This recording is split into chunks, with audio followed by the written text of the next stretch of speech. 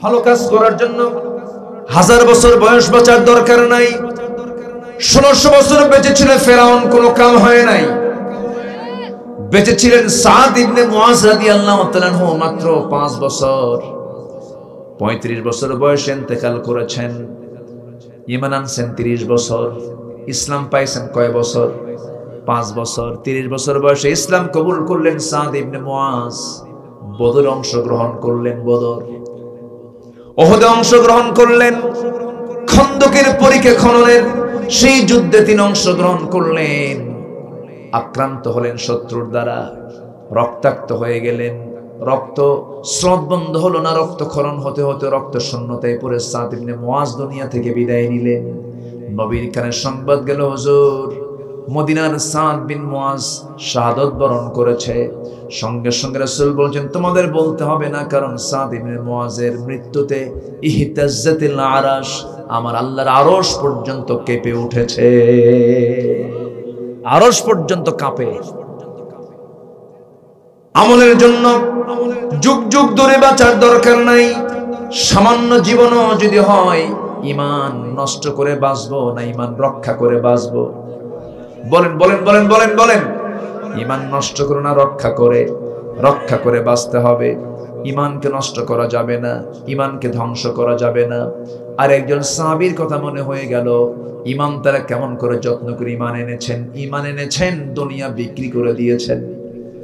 দুনিয়া মাইনাস হয়ে গেছে। মক্কা এবং মদিনার ঠিক মাঝখানে বাড়ি। এমন একজন সাহাবী কালেমা পড়ে মুসলমান হলেন। বাবা বেঁচে নাই, চাচা তাকে মানুষ করেছে, চাচার ঘরে মানুষ হয়েছেন তিনি। চাচা যখন জানল ভাতিজা দিন গ্রহণ করেছে, ঈমান এনেছে, চাচা বলে ফেললো, ভাতিজা শুনলাম তুই নাকি ইসলাম কবুল করছিস। এবার ভাতিজা বলছে, চাচা আপনি শুনবেন কেন? আপনি দেখেন আশহাদু আল্লা ইলাহা ইল্লাল্লাহ। সঙ্গে সঙ্গে বলা হলো, তুই কি জানিস এই ঈমান আনার ফলাফল কি হতে পারে? কি হবে চাচা বলেন? এবার বলতেছে, ফলাফল হলো সমস্ত সম্পত্তি থেকে আমি তোকে মাহরুম করে ফেলবো। এবার সেই সাহাবী বলছেন, চাচা জোর করে আমার থেকে নিতে হবে না, আমি স্বেচ্ছায় সমস্ত সম্পদ আমি আপনাকে দিয়ে দিলাম। যেরকম সুবহানাল্লাহ, সব দিয়ে দিলাম। চাচার রাগ কমে না। এক পর্যায়ে চাচা খেপে গিয়ে রেগে গিয়ে তার কলারটা ধরে টান মেরে জামাটা ছিঁড়ে নিল। ছেড়ে নেওয়ার পর এবার বলতেছে, এই আমার ভাতিজা, সব তোর কাছ থেকে নিয়ে নেব আমি। পরনের লুঙ্গিটাও খুলে ফেল। পরনের লুঙ্গিটা পর্যন্ত খুলে নিল, জোর করে উলঙ্গ করে ঘর থেকে বের করে দিল। সাহাবী করলেন কি, মার কাছে গেলেন। মার ঘরে গিয়ে বলছে, মা আমার দিকে তাকায়ও না, আমার চাচা আমার পরনের লুঙ্গিটা পর্যন্ত খুলে নিয়েছে। আমার মা, দেখো তো একটা ছোট্ট কোনো কাপড় আছে নাকি, আমি সতরটা ঢাকি। সতর ঢাকার জন্য একটা চাদর দেওয়া হলো। চাদরটা দিয়ে সতর ঢেকে বলছে, মা আমার জন্য দোয়া করো। আমি নবীর দরবারে চলে গেলাম। সেই সময় শীতকাল চলছিল। পায়ে হেঁটে হেঁটে হেঁটে হেঁটে এই নগ্ন পায়ে তিনি মদিনা পর্যন্ত চলে গেছেন। মদিনায় যাওয়ার পর নবীজির দরজার কাছে গিয়ে কড়া নাড়ছেন, দরজায় ডাক দিচ্ছেন। নবীজি দরজাটা খুলেই দেখেন যুবক মানুষ, গায়ে কিচ্ছু নাই, শুধু একটা চাদর পরে আছে। রাসূল বলছেন, থামো, একটু ভিতরে যাই। ভিতরে গেলেন। আমার নবী দুইটা জুব্বা হাতের মধ্যে নিলেন, নিয়ে বলছে, নো সাহাবী, এই যে দুইটা আমার জামা জুব্বা আমি তোমাকে দিলাম, পড়ো। এরপরে বলছেন, কি হয়েছে বলো। সব খুলে বললেন। রাসূল বলছেন, তোমার চাচা তোমাকে বস্ত্রহীন করেছে, আমি তোমাকে আমার দুটো জুব্বা দিয়ে দিলাম। যেরকম সুবহানাল্লাহ, এর চেয়ে বড় উপহার পৃথিবীতে আর থাকতে পারে নাকি বলেন? সাহাবী দারুণ খুশি হয়ে গেলেন। খুশি হওয়ার পর বলছেন, ইয়া রাসূলুল্লাহ, আমি দারুণ আনন্দিত। রাসূল বললেন, সাহাবী তুমি আজকে আমার কাছে কি দোয়া চাইবা বলো, আমি তোমার জন্য আমি আল্লাহর কাছে সেই দোয়া করব। সাহাবী বলছেন, হুজুর আপনি আমার জন্য দোয়া করেন, আমি যেন যুদ্ধে অংশগ্রহণ করে যেন শহীদ হয়ে আল্লাহর জান্নাতে প্রবেশ করতে পারি। রাসূল সঙ্গে সঙ্গে দোয়া করেন, আল্লাহ আমার এই সাহাবীর রক্ত মাংস তুমি কাফের বেঈমানদের জন্য হারাম করে দাও। উল্টা দোয়া করলেন। সাহাবীর মনটা খারাপ। সাহাবী বলছেন, ইয়া রাসূলুল্লাহ, দোয়া চাইলামটা কি, আপনি দোয়া করলেনটা কি, আপনি উল্টা দোয়া করে ফেলেছেন। রাসূল বলেন, না রে না আব্দুল্লাহ যুল বাজাদাইন, তোর মরণ যদি ইম্মা তাআলা ফিরাশিহি, বিছানায় যদি মরণ হয়, আমি আল্লাহ তাআলা তোকে শহীদের দরজা দিয়ে দিবেন। জোরে কোন সুবহানাল্লাহ। এই আব্দুল্লাহ যুল বাজাদাইন, কোরআন তার হাতে দেওয়া হলো।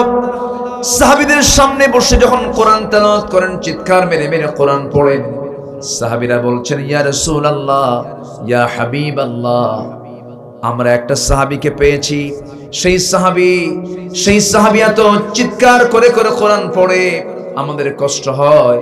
রাসূল বলেন, সাহাবীরা, আমার আব্দুল্লাহর তেলাওয়াতে তোমরা বাধা দিও না, কারণ আব্দুল্লাহর ইসলাম গ্রহণে দুনিয়া বিক্রি করে তাকে ইসলাম গ্রহণ করতে হয়েছে। জোরে কোন সুবহানাল্লাহ। আমার নবীজি যুদ্ধে অংশগ্রহণ করলেন। ওই আব্দুল্লাহ আমার নবীর সঙ্গে গেলেন। যুদ্ধ শেষ করে রাসূল যখন ফিরে আসতেছেন মদিনার দিকে, হঠাৎ করে সংবাদ চলে এলো, হুজুর আপনার প্রিয় সাহাবী আব্দুল্লাহ দারুণ অসুস্থ, রাসূলের খেদমত করো ভালো করে। 3 দিন পর সংবাদ আসলো, হুজুর আব্দুল্লাহকে বাঁচাতে পারলাম না, আব্দুল্লাহ শাহাদাত বরণ করেছে। রাসূল বলেন, আব্দুল্লাহর জানাজার নামাজ কেউ পড়াবে না, জানাজার আয়োজন করো, আমি আব্দুল্লাহর জানাজার নামাজটা নিজে দায়িত্ব পালন করব। আমার নবীজি তার জানাজা পড়ায়া দিলেন। আমার রাসূল তার জানাজা পড়ায়া দিলেন। জানাজা সম্পূর্ণ হলো। জানাজা শেষ হওয়ার পর আমার নবীজি বললেন, সাহাবীরা, আমার আব্দুল্লাহর কবরটা কোথায় খনন করেছো? হুজুর ওই যে পাহাড়ের চিপায় মাঝখানে। রাসূল বললেন, শোনো, কবর খনন শেষ হলে আমাকে সাথে নিয়ে যাবা, আমাকে কবরের সামনে নিয়ে যাবে, আব্দুল্লাহর কবরের সামনে যাব। রাসূল কাঁদতে কাঁদতে কবরের সামনে পর্যন্ত চলে গেলেন। এবার বলছেন, তোমরা আব্দুল্লাহর কবরে কেউ নামবে না, আব্দুল্লাহর লাশটা কবরে রাখার জন্য কাউকে দায়িত্ব না দিয়ে আমি রাসূল নিজে তার লাশটা কবরে রাখবো। নবীজি নিজে নামাজ পড়ালেন, জানাজা পড়ালেন, লাশটা নামানোর জন্য কবরের মাটিতে নামলেন। আমার নবীজি ডুকরে ডুকরে কাঁদতেছেন, হাত দুইটা গায়ে দিয়ে বলছেন, আবু বকর, আমার বন্ধু আবু বকর, তুমি কোথায়? আমার ডানে নামো। ওমর, তুমি আমার বামে নামো। আমার নবীজি হাতটা গায়ে দিলেন, লাশটা হাতে আসলো। মাথার দিকটা ও করে ধরলেন, পার দিকটা ওমর ফারুক ধরলেন, বডির দিকটা পিঠের দিকটা আমার রাসূল ধরে নিয়ে আস্তে করে শোয়া দিলেন কবরে। বুকের উপরে হাত রেখে রাসূল কাঁদা কাঁদা কণ্ঠে বলছেন, আকাশের মালিক আল্লাহ, আমার আব্দুল্লাহর এই মৃত্যুর এই সময় পর্যন্ত আমি আব্দুল্লাহর উপরে রাজি আছি, তুমি আল্লাহ আব্দুল্লাহকে মাফ করো। জোরে জোরে আমার রাসূল এই দোয়াটা করছিলেন। পাশে দাঁড়িয়ে থাকে একজন সাহাবী, সাদ ইবনে আবি ওয়াক্কাস রাদিয়াল্লাহু তাআলা আনহু, চিৎকার মেরে মেরে পাগলের মতো বলছে, আল্লাহ, আমার মতো পোড়া কপাল বান্দা দুনিয়াতে আর নাই। আমি সাদ বিন আবি ওয়াক্কাস জীবিত সাদ না হয়ে যদি মৃত সাদ হতাম, আর ওই কবরের যদি বাসিন্দা হতাম, নবীজি যে কবরে নেমে ওই কবরবাসীর জন্য দোয়া করে আমার জীবনটা আমার ধন্য হয়ে যেত। আমার ভাইরা, ইমানের ফলাফল ভালো ভালো ইমান আমাকে আপনাকে আনতে হবে, মজবুত ইমান আমাকে আপনাকে আনতে হবে। একজন সাহাবী নবীজি মক্কা থেকে মদিনায় হিজরত করেছেন। ওই সাহাবী রাসূলকে দেখে মক্কা থেকে মদিনায় হিজরত করলেন। কোটি কোটি টাকার মালিক, এক্সপোর্টার ইম্পোর্টার, মক্কার খ্যাতিমান একজন ব্যবসায়ী মানুষ। বউ ইসলাম কবুল করে নাই, সন্তানরা ইসলাম কবুল করে নাই। বউ, সন্তান, ব্যবসা বাণিজ্য সব ফেলে দিয়া নবীর সঙ্গে চলে গেছেন মদিনা। আমার নবীজি দেখেন মদিনার মসজিদের পাশে হেলান দিয়ে বসে আছে আব্দুর রহমান ইবনে আউফ, মিলিয়নার, 1000 কোটি টাকার মালিক সেই সময়ে তিনি ছিলেন। এই সাহাবী যখন বসেছিলেন, রাসূল তাকে দেখে কেঁদেই ফেললেন, বলেন, আব্দুর রহমান, তোমার প্রচুর সম্পদ ছিল, আজকে তুমি ফকির হয়ে গেছো, কষ্ট হয় না তোমার? আব্দুর রহমান বলছেন, হুজুর, দুনিয়া ছেড়ে দিয়েছি, আমি আপনাকে পেয়েছি, আল্লাহকে পেয়েছি, আমার সব পাওয়া হয়ে গেছে। জোরে কোন সুবহানাল্লাহ, আরো জোরে কোন সুবহানাল্লাহ। আব্দুর রহমান ইবনে আউফ রাদিয়াল্লাহু তাআলা আনহু সঙ্গে সঙ্গে নবীর সামনে বসে বসে মুস্কি মুস্কি হাসি দিচ্ছেন। রাসূল বলছেন, না আব্দুর রহমান, তোমার জন্য কিছু করা দরকার। ইতিমধ্যে একজন মদিনার আনসার সাহাবীকে ডাক দিয়ে বলছেন, আনসারের সাহাবী, এদিকে আসো। আমার আব্দুর রহমানকে একটু দেখবে তো। হুজুর দেখবো আমি। ঘোড়ার পিঠে চড়াইয়া নিলেন। আনসারী সাহাবী তাকে নিয়ে বড় দুইটা খেজুর বাগান দেখালেন। কিসের বাগান বলেন? খেজুর বাগান। আরবের সবচেয়ে প্রধান বাগান কি বলেন? খেজুর বাগান। খেজুর বাগান দেখালেন। খেজুর বাগান দেখায়া দুইটা খেজুর বাগান দেখানোর পর বললেন, ভাই আব্দুর রহমান, দুইটা খেজুর বাগানের মালিক আল্লাহ তাআলা আমাকে বানিয়েছেন। রাসূল যেহেতু আপনার ব্যাপারে আমাকে দায়িত্ব দিয়েছেন, এই দুইটা বাগানের যে বাগানটা আপনার পছন্দ হবে সেই বাগানটা আমি এই মুহূর্তে আমি আপনার নামে দলিল করে দেব। আব্দুর রহমান শুনে মুস্কি মুস্কি হাসি দেন। তাই আর কি করবা বলো? এবার আনসার সাহাবী বলছেন, শোনেন, আপনার বউ তো মক্কায়, সন্তানরা সব মক্কায়, মদিনায় তো কোনো মহিলা নাই, কোনো বাড়ি নাই যে মেয়ের বাপ আপনার সঙ্গে মেয়েটাকে আপনার সঙ্গে বিয়ে দেবে, কারণ আপনার ঘর নাই, বাড়ি নাই। এই মুহূর্তে আমি আপনার জন্য কি করতে পারি? আল্লাহ তাআলা আমাকে দুইটা স্ত্রী দান করেছেন, আমি একটা স্ত্রীকে তালাক দেব, সেই তালাক দেওয়া স্ত্রীকে আপনি আপনার স্ত্রী বানায় নেবেন। আব্দুর রহমান ইবনে আওফ চোখের পানি মুছতে মুছতে বলছেন, ভাই আনসার সাহাবী, তোমার কথা আমি মুগ্ধ হয়ে গেলাম, বউ তালাকও লাগবে না, আমার খেজুর বাগান দলিল করে দেওয়া লাগবে না, আমি খুব খুশি হয়েছি। চিন্তা করুন ওই সময় সাহাবীদের মধ্যে কি ভ্রাতৃত্ব কাজ করেছে। খেজুর বাগান দিয়ে দিচ্ছেন, নিজের স্ত্রীকে তালাক দিয়ে তার জন্য বরাদ্দ করার জন্য অফার দিচ্ছেন। এই মুহাব্বত আজকে যদি দুনিয়ার মুসলমানদের মধ্যে যদি থাকতো, বাইতুল আকসা আজকে ইহুদির বাচ্চারা দখল করতে পারতো না, ঠিক কি না? দখল করতে পারতো না। চরিত্র পৃথিবীর কেউ না, আমাদের চরিত্র হচ্ছেন মুহাম্মদ সাল্লাল্লাহু আলাইহি ওয়াসাল্লাম। সেই রাসূলকে নিয়ে আমার দেশে গালিগালাজ হয়, রাসূলকে বলা হয় জিনাকার মুহাম্মদ। জোরে কোন নাউযুবিল্লাহ। আল্লাহ তাআলা এখানে বলছেন ওয়াল কিতাবি ওয়ান নাবিয়্যিন, ঈমান শুধু আল্লাহর প্রতি আনলে হবে না, নবীদের প্রতিও ঈমান আনতে হবে। রাসূলকে যারা গালি দিয়েছে, সেই যদি আমার বাপও হয়, সে যদি আমার ভাই হয়, ছাড়বো না। আসতে বলবেন, জোরে বলুন ঠিক কিনা? এ পর্যন্ত যারাই গালি দিয়েছে, হয়তো আমার দেশে ওই জাতীয় আইন এখনো রচনা করা হয়নি, বহু আইন নতুন করে পাশ হয়েছে। রাসূলকে গালি দিলে কি শাস্তি, সে আইন কিন্তু পাশ হয়নি, সে আইন কিন্তু পাশ হয়নি। টুডে এন্ড টুমরো বাংলার জমিনে ওই সমস্ত নাস্তিক মুরতাদদের শাস্তি হবে ইনশাআল্লাহ। ওই সমস্ত নাস্তিক মুরতাদদের বিরুদ্ধে প্রতিবাদের ঝড় তোলার দরকার আছে না নাই? রাজি আছেন কারা কারা? হাত উঁচু করে দেখা।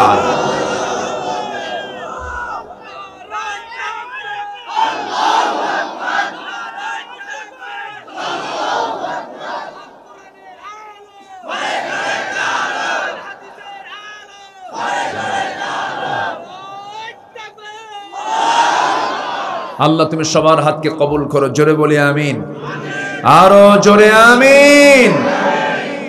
কষ্ট পেলেন? কষ্ট পেলেন? সাইয়েদনা ওমর ফারুকের সামনে শুধু একজন মুনাফিক এসে বলছে, ওমর, রাসূলের বিচার পছন্দ হয়নি, তুমি একটু দ্বিতীয় বিচারটা করে দাও। ওমর ফারুক বলেন, তাই নবীর বিচার পছন্দ হয়নি তোমার? কি না, একটু বসো। ভিতরে গেলেন, হাতে কি নিলেন? তরবারি নিয়ে বাইরে এসে কোনো কথাই শুনলেন, নো আপিল, একদম গর্দান বরাবর মেরে দিলেন, ছিটকে পড়ল। নবীর কাছে রিপোর্ট গেল, রাসূল বললেন, ওমর মনে হয় ভুল করে ফেলেছে, এটা করলো কেন? আয়াত নাজিল হয়ে গেছে, ওমর যা করেছে নবীর মুহাব্বতে করেছে, ঈমানের অস্তিত্ব রক্ষার জন্য করেছে। আল্লাহু আকবার বলেন। আর আমার দেশে নেতাকে গালি দিলে জেল হয়, আর রাসূলকে গালি দিলে বুদ্ধিজীবী হয়। নাস্তিক ব্লগার আছে না? আসতে বলবেন না, আছে না নাই? রাসূলকে নিয়ে রুটিন ওয়ার্কের মতো গালিগালাজ দেয়। আমরা ওমরের মতো শাসক দেখতে চাই, জোরে বলি ইনশাআল্লাহ। আমরা ওমরের মতো শাসক দেখতে চাই, জোরে বলি ইনশাআল্লাহ। ভারতের শ্রী মহাত্মা গান্ধী বলেছেন, অশান্ত পৃথিবীকে শান্ত করার জন্য ওমরের মতো শাসক দরকার। তারা বোঝে, হিন্দু মানুষ বোঝে, আর আমরা মুসলমান বুঝি না। আমরা বুঝি না, আমরা খলিফাদেরকে নিয়ে, সাহাবীদেরকে নিয়ে আমরা গবেষণা করি না। এক একটা সাহাবী এক একটা ইউনিভার্সিটি। আল্লাহু আকবার বলে। আস-সাহাবাতু কান-নুজুম, এক একজন সাহাবী রাসূল বলেছেন আকাশের তারার মতো। আল্লাহু আকবার। ওমর ফারুকের নাম শুনেন নাই? অনেকদিন আগে এক মাহফিলে বললাম ওমর ফারুককে চিনেন কে? সামনে থেকে এক ছেলে দাঁড়ায় বলে হুজুর আমি চিনি। কে? আমাদের বাড়ির দোতলায় ভাড়া থাকে।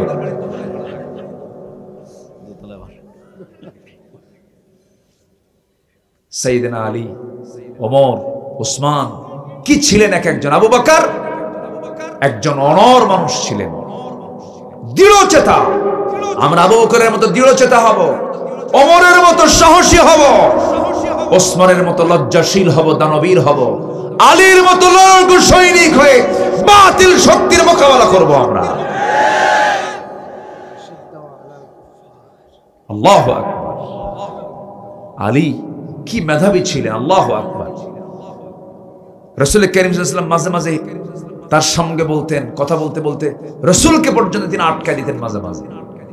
এর মানে আবার বলছি না যে রাসূলের চেয়ে বড় উনি, আবার ভুল বুঝবেন না। এখন তো এক একটা শব্দ প্রয়োগ করলে ক্যামেরা খুব সাবধান, দেখেন না কতগুলো চোখ তাকায় আছে আমার দিক, তাহলে ভুল কর খাইয়া ফেলাম কি, ঠিক আছে না? সাইয়েদনা আলী একদিন নবীর সামনে বসা, রাসূল বলছেন জামাই আলী এদিকে আসো। জামাই তো বড় জামাই না ছোট জামাই? আসতে কয়। নবীর পরিবার নিয়ে জানা দরকার আছে না? আলী নবীর কি জামাই? সবার ছোট। ছোটই তো। ফাতিমার স্বামী মানে কি? ফাতিমা রাসূলের সবচেয়ে ছোট মেয়ে না? তাহলে কি জামাই? ছোট জামাই। বড় জামাই কে? ওসমান। আল্লাহু আকবার বলেন। এই তো সাইয়েদনা ওসমান ছিলেন দুই মেয়ের জামাই। কয় মেয়ের জামাই? এক মেয়ে মারা গেলে রাসূল আরেকটা মেয়ে দিলেন, সেটাও মারা গেছে। রাসূল বলেন আমার যদি আরেকটা মেয়ে থাকতো, আরেকটা মেয়ে আমি ওসমানকে দিতাম। খুব ভালোবাসতেন। এক একজন সাহাবী এক এক রকম, এক একটা যোগ্যতার অধিকারী। একদিন রাসূলের সামনে এসে ওসমান জিন্নুরাইন বলছেন হুজুর আপনি আমার জন্য একটু দোয়া করেন। কি দোয়া? আমি যেন ফকির হই। আমি যেন কি হই? আচ্ছা পৃথিবীতে কি এমন ধনী আছে কেউ কি বলে যে হুজুর আপনি আমার জন্য একটু দোয়া করেন আমি যেন ফকির হই? এরকম দোয়া কি চায়? এমন ধনী ওসমান বলতেছে হুজুর আপনি আমার জন্য, আমি যেন ফকির হই। কেন এই রকম দোয়া কেন চাও? হুজুর আমার কাছে সম্পদ ভাল লাগে না। শোনেন, সম্পদ যদি কাউকে আল্লাহ দেন জোর করে দেন। বুদ্ধি দিয়ে টাকা আসে না, বুদ্ধি দিয়ে সম্পদ আসে না, শুধু বুদ্ধি দিয়ে টাকা আসে না, তকদির লাগে। তকদির। গ্রামের বহু লোক আছে এত বুদ্ধি খালি গিজ গিজ গিজ গিজ করে, বাপ পায় না। আসে না? আসে না? আসে না?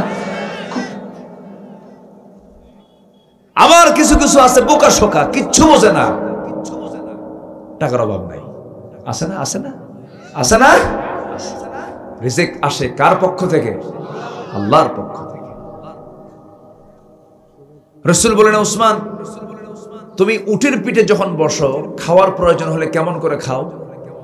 হুজুর উট যদি দাঁড়ায় থাকে সেই সময় যদি খাইতে বসি, যদি আমার একটা দানা যদি আমার হাত থেকে পড়ে যায়, আমি উটকে বসায় দিই, বসায় দিয়ে সেই দানাটা হাতে তুলে ধুই আবার খাই।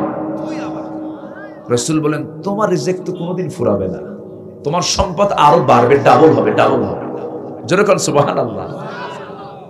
এক একজন এক এক রকম। আবার আলী ছিলেন ধনী না গরিব? গরিব, খুব গরিব ছিলেন। এক জামাই ছিলেন ধনী, আর এক জামাই ছিলেন কি? রাসূল সব মডেল করেছেন।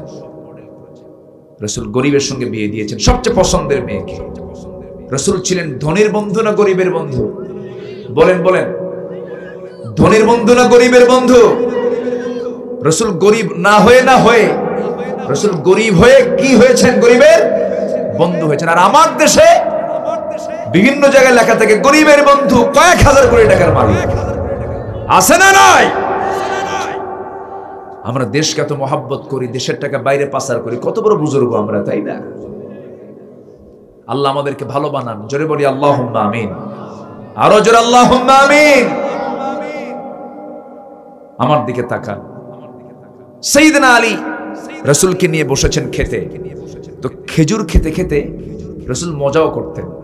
খেজুর খাচ্ছেন আর বিচি, বিচি বলো না কি বলে এলাকায়? খেজুরের ভিতরে যেটা থাকে না আটি, বিচি, বিচি আটি একই তো কথা। তো আটিগুলো রসুল আলীর সামনে রেখে দিচ্ছেন। রসুল গোশতগুলো খাচ্ছেন, খেজুরগুলো খাচ্ছেন, আর আটিগুলো জামাই আলীর সামনে রেখে দিলেন। অনেকগুলো আটি জমা হয়ে গেছে, বিচি জমা হয়ে গেছে। খাওয়ার শেষে সবাইকে নিয়ে বললেন, সাহাবীরা আমরা সবাই খেজুর খেলাম, আলীও খেজুর খেলো, দেখো ওর সামনে কতগুলো আটি, ও একাই খাইছে সব। আমার নবীজি কিন্তু মজা করতেন, মিশুক মানব ছিলেন, হাস্য রসে ভরা ছিলেন মুহাম্মদ সাল্লাল্লাহু। কিছু কিছু লোক আছে হাসেও না কান্দেও না, আছে না কিছু কিছু লোক, ওদের বউরা মনে মনে করে মরবে কোন দিন। কথা বুঝেন না? একটু হাসা দরকার, একটু চিত্ত বিনোদন দরকার, একটু খুনসুটি দরকার, একটু বইয়ের সঙ্গে একটু খেলাধুলা করা দরকার, একটু খুনসুটি করা উচিত, একটু তাদেরকে নিয়ে একটু এদিক সেদিক যাওয়া উচিত, একটু ঘোরাফেরা করা উচিত। পর্দা ছাড়া না পর্দা সহ, পর্দা সহ। আবার কিছু কিছু পুরুষ আছে বউকে নিয়ে ঘোরে, মানে R1 আর কি হুন্ডা কি জানি নাম যায়, আল্লাহ জানে। আচ্ছা যাই হোক, হুন্ডার পিছনে নিয়ে গোটা শহর ঘুরায় উলঙ্গ কইরা। আবার ফেসবুকে পোস্ট দিয়ে বলে, প্রিয় ভাইয়ের আসুন আমার বউটাকে আমরা জামাতের সঙ্গে দেখি। যখন নাউজুবিল্লাহ, এইগুলোর নাম খুনসুটি না, এগুলো করা যাবে না, বেহায়াপনা করা যাবে না। আমার নবীজি মজা করতেন, মেজাহ করতেন, কৌতুক করতেন। সাইয়েদনা আলী যখন শুনলেন রাসূল তাকে বললেন আমি সবচেয়ে বেশি খাই, তিনি বলছেন হ্যাঁ আমার ভাইরা। রাসূল বলেছেন আমি বেশি খাই, আমার বেশি খাওয়াটা মানায়। আমি হলাম আসাদুল্লাহিল গালিব, দিগ্বিজয়ী বীর। আমার বাহুতে শক্তির দরকার, শক্তির জন্য খাদ্যের দরকার, আমি বেশি খাই, খাওয়াটা আমার জন্য মানায়। কিন্তু আমরা সবাই খেজুর এতক্ষণ ধরে খেলাম বিসি ছাড়া, আটি ছাড়া, আর এতক্ষণ ধরে রাসূল খেজুরগুলো খেয়েছেন বিসি শুদ্ধা। তার প্রমাণ হলো তার সামনে একটা বিসিও নাই। জোরে বলে সুবহানাল্লাহ। খুব মেধাবী ছিলেন সাইয়েদনা আলী, প্রচন্ড মেধাবী ছিলেন, তাকে কেউ ঠকাতে পারতো না। কোন সাহাবী তাকে কথায় ঠকিয়ে দিয়েছেন এমন কোন রেকর্ড নাই। খুব দ্রুত তিনি উত্তর দিতে পারতেন। একদিন আলী, ওমর এবং ওসমান, কয়জন হলো? তিনজন। ওসমান ছিলেন লম্বা টল ফিগার, ওমর ছিলেন লম্বা টল ফিগার, আলী ছিলেন খাটো। খাটো মানুষের বুদ্ধি কম থাকে না বেশি থাকে? বেশি থাকার কারণ হলো খাটো মানুষের হার্ট এবং মাথা কাছে থাকে, এজন্য বুদ্ধি বেশি। আর যারা লম্বা, যেরকম আমি 6 ফুট লম্বা, আমার বুদ্ধি নাই, বুদ্ধি কম। খাটো মানুষের বুদ্ধি বেশি। সাইয়েদনা আলী মাঝখানে, দুই সাইডে দুই লম্বা লম্বা সাহাবী ওসমান এবং ওমর হাঁটতেছেন। হঠাৎ করে প্রত্যেক সাহাবী কিন্তু কবির মতো ছিলেন, সুন্দর করে ছন্দ করে কবিতার মতো কথা বলতেন। ওমরে ফারুক বলছেন আলা বাইনিনা কান্নুনি লানা, আমাদের মাঝে আলী যেন লানা শব্দের নুনের মতো। যারা আলেম ওলামা তারা বুঝে গেছেন, লানা লিখতে লামের মাথাও লম্বা এবং এইদিকে শেষে আলিফের মাথাও লম্বা, নুনের মাথাটা খাটো। আলা বাইনিনা কান্নুনি লানা, আমাদের মাঝে আলী যেন লানা শব্দের নুনের মতো, মানে নুনটা খাটো, নুনটা ছোট, আলী আমাদের খাটো সাইজের। সঙ্গে সঙ্গে আলী বলছেন ওলা উলা কুনতু লাকুনতু মালা, সঙ্গে সঙ্গে তিনি বলছেন শোনো আমি নুন, আমার দাম নাই, আমি ছোট মানুষ, আমি খাটো মানুষ, তোমরা আলিফ নিয়ে আসো, লাম নিয়ে আসো, ভালো কথা, কিন্তু মাঝখান থেকে তোমরা আমাকে নুনটা বাদ দিয়ে দাও, তোমার হয়ে যাবে লা, মানে তোদের দামই নাই। জোরে কান সুবহানাল্লাহ। সাইয়েদনা আলী এত মেধাবী ছিলেন, প্রচন্ড মেধাবী তিনি ছিলেন। সাইয়েদনা আলী তিনি নামাজে দাঁড়াবেন, এক ইহুদি এসে বলতেছে আলী একটা প্রশ্ন করব। কি প্রশ্ন?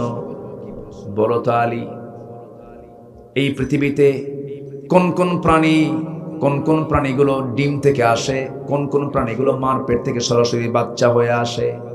সাইয়েদনা আলী সঙ্গে সঙ্গে বললেন ইহুদি তুই আমার নামাজ নষ্ট করার জন্য জটিল প্রশ্ন তুই মাথায় নিয়েছিস। আমি আলী জবাব দিচ্ছি, যে সমস্ত প্রাণীর কান মাথা থেকে বাইরে থাকে সেই সমস্ত প্রাণীগুলো মার পেট থেকে বাচ্চা হয়ে আসে, আর যে সমস্ত প্রাণীর কান মাথার ভিতরে ইন্টারনাল থাকে তারা ডিম থেকে বের হয়ে আসে। যা যেরকম সুবহানাল্লাহ। তাহলে সাহাবীরা কত জ্ঞানী ছিলেন, বোঝা যাচ্ছে তো? হুজুররা যখন মঞ্চে আসে বলে, কিছু কিছু লোক বলে দেয়, হুজুর আকাশের ওয়াজ করেন আর কবরের ওয়াজ করেন, দুনিয়া আমরা দেখব, দুনিয়া আমরা দেখব। আবু জেহেলরাও তাই বলতো। আবু জেহেলরা বলতো, মুহাম্মদ তুমি মদের ওয়াজ করো না, জিনার ওয়াজ করো না, সুদের ওয়াজ করো না। রাসূল বললেন, না না, সমাজ ধ্বংস করার জন্য এগুলো থাকতে পারে না। আবু জেহেলের সমাজে মদ ছিল, জিনা ছিল, সুদের কারবার ছিল, আমার বাংলাদেশে একটাও নাই। আসতে বলবেন না আছে না নাই। ওয়াজ করে কি এগুলো বন্ধ হবে কোনোদিন বলেন? শুধু ওয়াজ করে বন্ধ হবে না, তবে বন্ধ হবে, বন্ধ হওয়ার সহজ একটা পন্থা আছে। শুধু মূল জায়গায় শুধু বলবে আজকের থেকে সুদ বন্ধ, কালকের থেকে সুদ বন্ধ, ঠিক কি না? আমার বন্ধুগণ, নবীজি এমন করে সুন্দর সোনালী সমাজ গড়েছিলেন। সেই পদ্ধতি আমরা সামনের দিকে এগিয়ে যাব। কোরআনটাকে আমরা মানব, ঈমান আনার মতো আমরা ঈমান আনব। নামাজে যা বললাম সমাজে তাই বলবো, নামাজে যা পড়লাম সমাজে তাই পড়বো। এমন করে যদি লালন করতে পারে, সেই ঈমানটা আমার আপনার জন্য জান্নাতের সহায়ক হয়ে যাবে। নাম্বার 2 হলো প্রিয় জিনিসকে আল্লাহর পথে খরচ করা। নাম্বার 3 হলো নামাজ কায়েম করা। নাম্বার 4 হলো যাকাত দেওয়া। নাম্বার 5 হলো ওয়াদা ঠিক রাখা। নাম্বার 6 হলো বিপদে মুসিবতে সব জায়গায় ধৈর্যের পরিচয় দেওয়া। কার জন্য? আল্লাহর জন্য। এই 6টা কাজ যে বান্দা করবে, আল্লাহ বলছেন এই সমস্ত বান্দাগুলো সত্যবাদ, এই সমস্ত বান্দাগুলো মুত্তাকি, আমি তাদেরকে জান্নাত দেব। জোরে করুন সুবহানাল্লাহ। আল্লাহ আমল করার তৌফিক দান করুন, জোরে বলি আমিন। আনফুসানা ওয়া ইল্লাম তাগফির লানা ওয়া তারহামনা লানাকুনান্না মিনাল খাসিরিন। গভীর রাত, নিঝুম রাত, নিভানো রাত্রিতে চাঁদের মতো হাজারো মুসলমান নরনারী নিয়ে তোমার কালামের একটা আয়াতকে সামনে রেখে তোমার সাহাবীদের, তোমার পছন্দের বান্দাদের কিছু জীবনী নিয়ে কিছু কথা বলেছি। তোমার শাহী দরবারে কাঙ্গাল ভিখারির মতো দুটো হাত পেতেছি। আল্লাহ, গুনার দিকে নজর দিও না, বান্দা মনে করে তামাম জীবনের গুনাহগুলোকে মাফ করে দাও। আব্বা আম্মা যারা চলে গেল, জিন্দেগির গুনাহগুলো মাফ করে দাও, কবরগুলোকে জান্নাতের টুকরা বানায়া দাও। অনেক আলোচনা শেষ করে বাড়ি ফিরবো, কিন্তু সব দেখবো, কিন্তু মাকে পাবো না, আব্বাকে পাবো না। মা ডাকটা দিলেই বুকটা ভরে যায়, আব্বা ডাকটা দিলে পরে পরানটা ছুটে যায়। সে আব্বা আম্মা যারা চলে গেল, জিন্দেগির গুনাহগুলো মাফ করো, কবরগুলোকে জান্নাতের টুকরা বানায়া দাও। আব্বা আম্মার জন্য কি দোয়া তাও শিখিয়ে দিয়েছো। সবাই চক্ষু বন্ধ করুন, হাতটা একটু উঁচু করুন, আল্লাহর শেখানো দোয়া পরে আওয়াজ দিয়ে দিয়ে সবাই বলুন, রব্বিরহামহুমা কামা রব্বায়ানি সগীরা, রব্বিরহামহুমা কামা রব্বায়ানি সগীরা। আল্লাহ তাআলা বিশেষ করে মাহফিলটার আয়োজন করলেন যারা, কষ্ট করে আসলেন যারা, বিনিময়ে কিয়ামতের কঠিন ময়দান যেদিন কেউ কাউকে চিনবে না, এমনকি মা সন্তানকে পর্যন্ত স্বীকার করে বসবে, সেই কঠিন মুসিবতের দিন এই মাহফিল সবার জন্য নাজাতের মাধ্যম বানায় দিও আল্লাহ। আমার ডানে, আমার বামে, আমার সামনে, আমার পিছনে যত ভাই হাত তুলেছেন, আড়ালে যত মা বোন হাত তুলেছেন, যার যা প্রার্থনা তুমি আল্লাহ দয়া করে মঞ্জুর করে নাও। আয় আল্লাহ তাআলা, অনেক মা দোয়া চেয়েছেন, পেটে সন্তান আসে না, সন্তান শূন্য পেটটাকে সন্তান দিয়া ভরপুর করে দাও আল্লাহ গো। অবাধ্য সন্তানগত করে দাও। যুবকদেরকে 5 ওয়াক্ত নামাজি বানায় নাও আল্লাহ গো। গোটা দুনিয়ার মুসলমানদের পাশে আজকে কেউ নাই, মুসলমানদের বাইতুল আকসা তুমি আল্লাহ মুসলমানদের হাতে তুলে দাও। 180 কোটি মুসলমানের জন্য আল্লাহ একটা ওমর তুমি আল্লাহ পাঠায়া দাও। এই দুনিয়াতে আসার তো সিরিয়াল ছিল, যাওয়ার তো কোনো সিরিয়াল নাই। ডান হাতে আমলনামা না আসা পর্যন্ত মরণ দিও না আল্লাহ গো। এই কবরস্থানে যত মাইয়াত শুয়ে আছেন, কবরগুলোকে জান্নাতের বাগান বানিয়ে দাও। যেদিন মরে যাব, টান মেরে ঘর থেকে বের করে দেবে, জীবনের শেষ গোসলটা হয়ে যাবে, আমাকে টেনে হেঁচড়ে কবরের দিকে নিয়ে যাবে, কবরে শোয়া দেবে, বাঁশ চাপা দেবে, মাটি চাপা দেবে, ওই যে বিদায় দিয়ে চলে আসবে, আর কোনোদিন কেউ খোঁজ নিতে যাবে না রে। ও আল্লাহ, 24 ঘন্টা যাবে না, মাথার চুলগুলো খসে খসে পড়বে। 3 দিন যাবে না, পেটের নারী ভুঁড়িগুলো সব, নাক মুখ চোখ নাক দিয়ে সব বের হয়ে যাবে, পেটটা বাস্ট হয়ে যাবে। আমার পেটে বসবাস করবে হলো পোকা, আমার দেহে বসবাস করবে পোকা। মাত্র 3 মাস পর দেখা যাবে কবর খনন করে কয়েকটা হাড় ছাড়া কিচ্ছু নাই, সব মাটি খেয়ে নিঃশেষ করে ফেলে দিয়েছে। সে অন্তিম মুহূর্ত যখন চলে আসবে, জবানে জারি করে দিও লা ইলাহা ইল্লাল্লাহ মুহাম্মাদুর রাসূলুল্লাহ।